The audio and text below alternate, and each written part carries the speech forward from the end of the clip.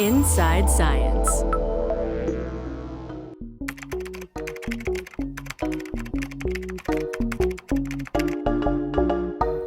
Yes, it totally is. For one thing, it's made us all dual screeners. You're probably doing it right now. Constant access to information makes us multitask more, and more multitasking makes us more distractible. Even if you're the king of multitasking, there's often so much new information cramming itself onto our screens at any given time that we find it difficult to concentrate. This is because our attentions only have a limited capacity. You see, the internet's throwing broadband speed information at us, but we're still downloading it with dial-up. But once we're plugged in, we all know how hard it can be to get off the internet.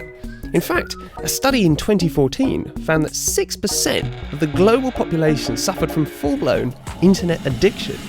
And this is because the internet has evolved to become very good at triggering dopamine release in our heads.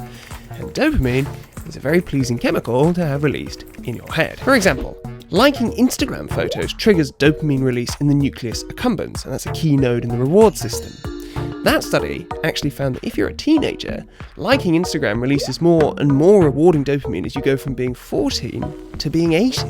Which explains a lot. But I think that the most interesting way that the internet is changing our brains gets to the heart of what the internet actually is. Come with me back to the early Pleistocene epoch.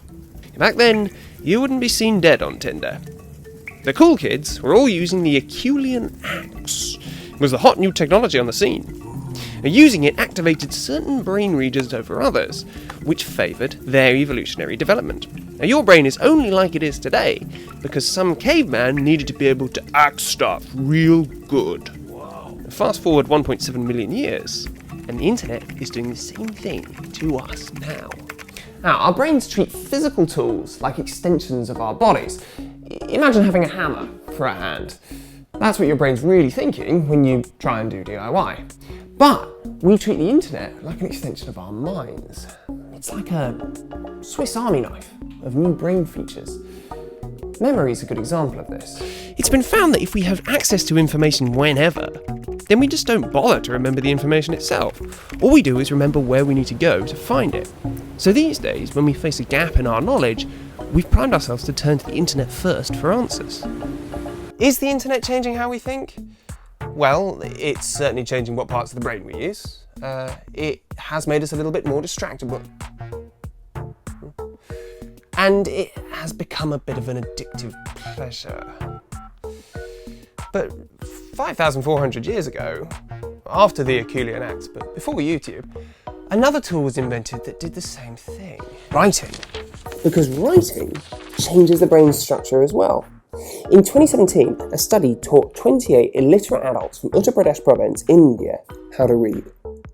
It changed their brains, from their hindbrain to their midbrain to their cortex. But it did it much faster than evolution. This happened during their lifetimes. Back then, writing put the cultural afterburners on. It supercharged our development as a species. Just imagine what the internet's going to do. And we get to watch it happen. Firsthand. For Inside Science, I'm Ali Jennings. Thanks for watching. Inside Science. If you enjoyed this edition, follow us on the web and social media. Powered by the American Institute of Physics and a coalition of underwriters.